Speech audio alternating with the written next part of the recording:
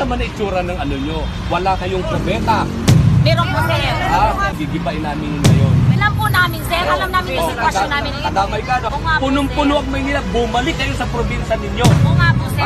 Marami kami nahuhuli ng mga puser, drug puser dito tumatakbo sa inyo. Anong gagawin nyo sa bansa natin? Tirahan ng mga puser, drug puser? Ha? Mga snatcher, ganun ba? Ang paglipat ng tao mula sa mga probinsya patungong lungsod ay tinatawag na urban resettlement. May dalawang rason kung bakit ito nagaganap sa ating mundong ginagalawan. Una, ay upang maghanap ng mas maayos at mas magandang oportunidad sa trabaho, edukasyon at serbisyong pangkalusugan.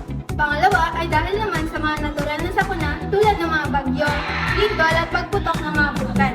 Ang mga sakunang ito ay maaaring maging dahilan ng pagdikas ng mga tao patungo sa mga ligtas na mga lugar. Narito ang ilan sa mga positibong epekto ng urban resettlement sa ating gobyerno. Una, ang pagdami ng populasyon sa mga lungsod ay nagiging hamon sa mga kawani ng gobyerno kung paano nito aayusin ang lugar nang walang nasasaktang tao at gawing moderno ang lungsod. Pangalawa, ang paglipat ng mga tao mula sa mga delikadong lugar ay maaaring mabawasan ang bilang ng mga masasaktang tao at pinsala sa tuwing may mga sakuna. At ang pangatlo ay ang mga resettlement programs ng mga lungsod ay nagpapaganda ng kanilang imahe dahil mas inuuna nila ang pangangailangan at kapakanan ng kanilang mga mamamayan. Ito ay maaaring maging dahilan ng pag-ihikayat sa mga magnenegosyo na magpapatayo ng kanilang negosyo sa nasabing lungsod. Sa kabila ng mga magagandang dulot nito sa gobyerno, ay mayroon naman itong hindi magandang epekto. Una, kailangan ng gobyerno na maglaan ng malaking pondo sa pagbili ng lupa, pagpapatayo ng mga bagong pabahay, at pagbibigay ng mga magagandang serbisyo sa mga tao na pumupunta sa mga lungsod. Pangalawa, ang pagpapalipat sa mga tao mula sa mga delikadong lugar ay maaaring magdulot ng pagpoprotesta dahil natatakot silang mawalan ng kanilang mga tahanan at kabuhayan. Pangatlo, ang pagdami ng populasyon sa mga lungsod ay maaaring tumaas ang bilang ng krimen na siyang maaaring magdagdag ng pasanin sa mga serbisyong panlipunan. At pang-apat, maaaring maraming mga mamamayan ang magugutom at titira sa mga squatter areas upang doon na lamang manirahan at bumuo ng pamilya na maaaring maging dahilan ng pagtaas ng posibilidad sa mga problemang pangkalusugan. Sa lungsod kung saan ang pagubatan ay napapalitan ng mga gusali, nararamdaman ng mga napag-aaral ang init at ingay na walang kumpay. Ngunit sa kabila ng mga hamon na ito, sila ay lumalaman. Sa pag-aaral at pag-unlad, kanilang pangarap ay tinatamasa. Subalit hindi rin maikakaila ang negatibong epekto nito. Polusyon, traffic at kahirapan, mga hamon na hindi bago. Ngunit sa bawat suliranin, may pag-asa at pagkakataon na sa edukasyon at pakikiisa magtatagumpay sa urbanisasyon. Sa bawat bata, karapatan ang edukasyon. Kahit may kapansanan, di dapat pagbawalan. Special education ang ating solusyon upang sila ay magtagumpay sa buhay na may kahulugan. Tulong at suporta sa pamilya at guro. Sa pag-unlad ng bawat bata, tayo'y magkaisa.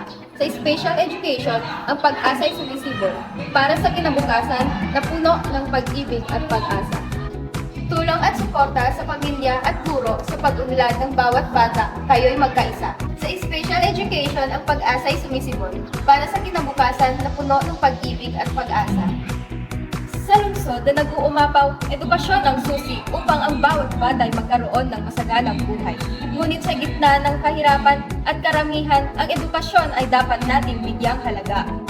Sa urbanong kapaligiran, hamon ang edukasyon, ngunit sa pagtutulungan, magkakaroon ng solusyon, pag-unlad ng paaralan at pagsasanay ng guro para sa mas mahusay na kinabukasan sa bawat batang nakatira sa lungsod. Dahil sa mga batas at programa na inilunsad ng DepEd para sa urban resettlement para sa mga estudyante ay ang DepEd Order No. 55, Series of 2030, nagbibigay ng mga alituntunin sa DepEd upang mapahusay ang educational continuity at equality sa mga estudyante mula sa mga pamilyang inilipat sa mga resettlement sites. Kasama rito ang pagsisigurong may sapat na silid-aralan, guro at kagamitan ang mga paaralan sa mga bagong lokasyon.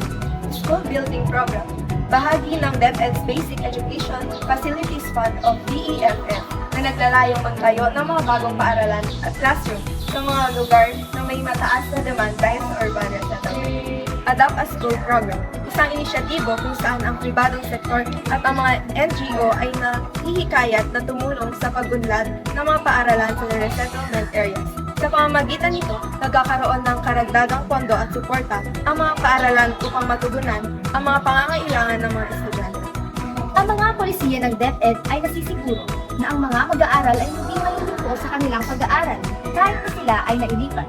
Ang urban resettlement ay hindi lamang nakatuon sa pambahay, kundi pati na rin sa kabuuang pagunlad ng komunidad. Kasama rito ang pagtatayo ng mga eskwelahang healthcare facilities at iba pang mahalagang serbisyo. Ang mga mag-aaral sa mga bagong komunidad na ito ay nakikinabang mula sa mas maayos na kapaligiran na sumusuporta sa kanilang kabuuang pagunlad. Narito ang ilan sa mga solusyon para sa urban resettlement. Una, ang pagpapalawak ng infrastructure. Magtayo ng mas maraming silid-aralan o paaralan sa resettlement areas upang maiwasan ang overcrowding. Pangalawa, provision of learning materials. Tiyakin na ang mga paaralan ay may sapat na aklat, computers at iba pang kagamitang pang-edukasyon.